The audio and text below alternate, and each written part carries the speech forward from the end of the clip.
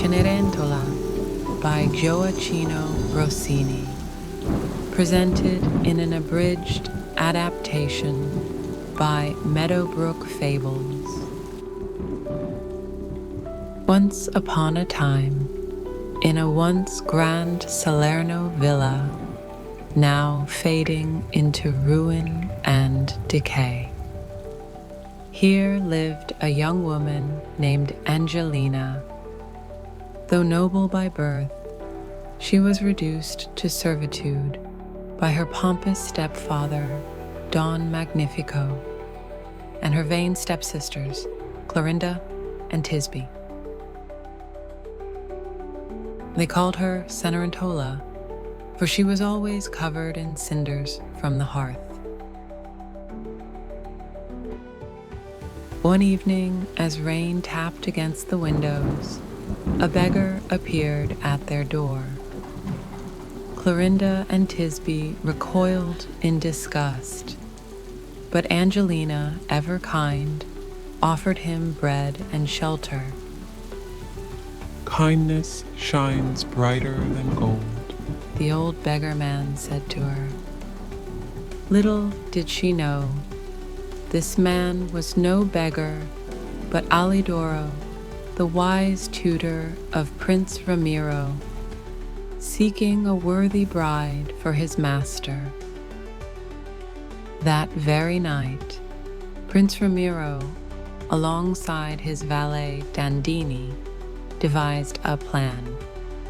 Disguising himself as a servant, he would visit Don Magnifico's estate to see if true virtue could be found among the noble daughters. The next day, the royal messengers proclaimed to the sound of trumpets, heralding that the prince sought a bride, and all noble daughters must attend a magnificent ball. Clorinda and Tisbe, already preening before their mirrors, shrieked with delight, arguing over silks and jewels. Their father, Don Magnifico, saw more than a chance for his daughters. He saw salvation for his dwindling fortune. As the household buzzed with excitement, a young man in modest attire arrived at the estate. Angelina, ever kind, greeted him at the door. "I serve the prince," he said, his voice warm but measured. "His Highness wishes to wed for love, not vanity." Angelina met his gaze, and for a fleeting moment, time itself seemed to pause. There was something in his eyes, something familiar, something true. Before he could ask her name, shyness overtook her, and she slipped away. Just then, another visitor arrived. Dandini, the prince's valet, dressed in the royal finery of his master. Don Magnifico rushed to receive him, bowing deeply, while Clorinda and Tisbe fell over themselves with flattery and affected charm. "Ah, such beauty before me," Dandini declared in mock grandeur. "But alas, I am only one man. If I were to choose one of you, the other must wed my humble valet." Clorinda and Tisbe recoiled, their faces twisting in horror. "We would never marry a servant," they cried in unison, unaware that the man they scorned was the true prince. Dandini turned to Don Magnifico. "I expect to see all your daughters at the ball tonight." Don Magnifico's face darkened. "Alas, my stepdaughter Angelina will not attend," he said with a feigned sigh. "The poor girl is, well, dead." This had come as a surprise to hear. That evening, as the carriage prepared to depart, Don Magnifico forbade Angelina from leaving the house. Clorinda and Tisbe swept past her, giddy with anticipation, and the grand doors closed behind them. But as the night deepened, Alidoro, the prince's wise tutor appeared. First as a ragged beggar, then revealing himself in his true, noble form. Do not despair, child. He said gently. Tonight, fate will not be denied. With a wave of his hand, a gown of the softest pink silk appeared, shimmering with embroidery of 14-karat gold thread.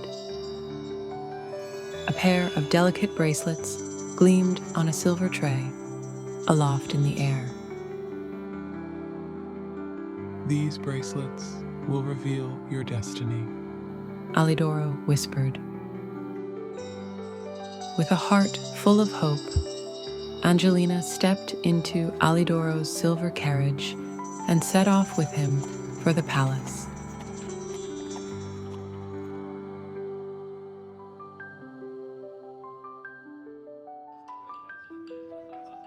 A hush fell over the room as a vision of grace entered. Angelina, unrecognizable in her opulent gown. Clorinda and Tisbe gasped, unable to place the radiant woman before them. Ramiro's breath caught. He had found her. Taking her hand, they danced, the world narrowing to just the two of them. As they moved, Ramiro knew in his heart she was the one.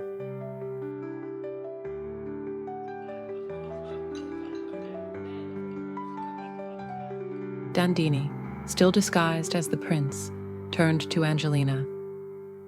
"Would you marry a prince, my lady?" he asked. Angelina's eyes flickered toward Ramiro. "No," she said softly. "My heart already belongs to another." The guests enjoyed themselves, yet as the evening waned, Don Magnifico and his daughters fretted over the competition. Don Magnifico confronted Dandini. "Tell me now, when will the wedding be announced?" Dandini smirked. "Oh, but my dear Baron, there is no wedding. You see, I am not the prince." Don Magnifico's face burned with fury and humiliation. As midnight neared, Angelina, bound not by magic, but by humility, departed swiftly. But before she left, she turned to Ramiro and slipped one of her bracelets into his hand. Determined to find the woman who had captured his heart, Ramiro rode through the land, seeking the one whose wrist bore the matching bracelet. Alidoro, knowing where destiny lay, cast an enchantment. A storm that forced Ramiro's carriage to a halt just outside Don Magnifico's estate. Seeking shelter, Ramiro entered the home. Clorinda and Tisbe eagerly stepped forward, each extending their wrists, but the bracelet fit neither. Then Angelina stepped forward, her eyes meeting Ramiro's.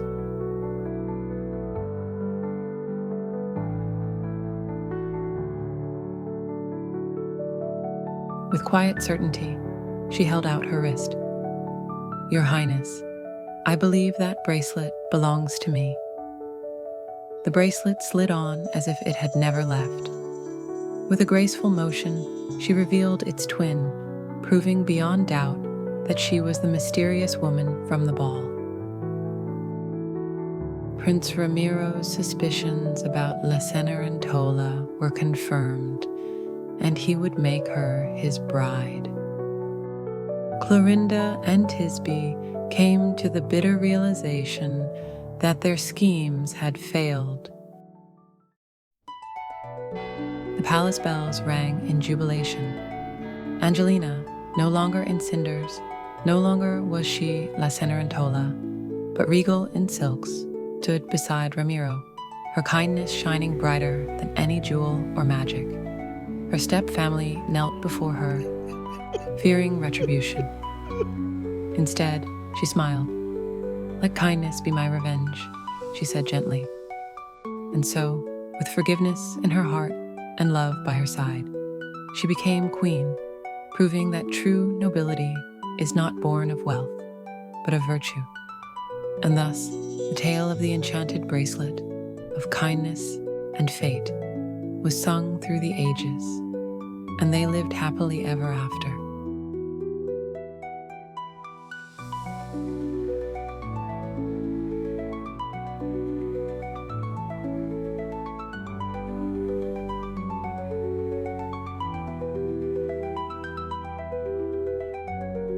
If you enjoyed this enchanting tale, why not explore another? Tap here to watch more magical stories. And don't forget to like, comment, and subscribe to Meadowbrook Fables for your next dose of fairy tale magic.